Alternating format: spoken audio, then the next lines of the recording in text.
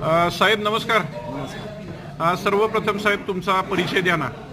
माझं नाव बाजीराव पाटील, राहणार कोल्हापूर.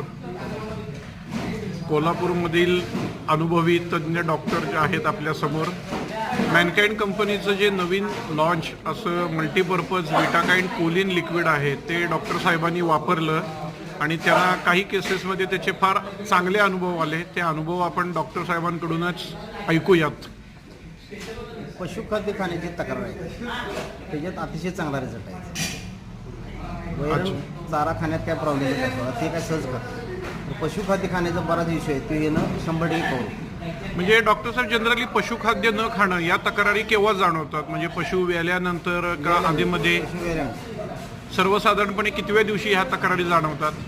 दुसऱ्या दिवसापासून एक 15 दिवसापर्यंत जाणवतं. म्हणजे पशुखाद्य खातच नाही? खात नाही. अच्छा, बाकी वैरण खाते. वैरण खात. आणि अशा केसमध्ये तुम्ही विटाकाइंड कोलिनचा यूज केला ना?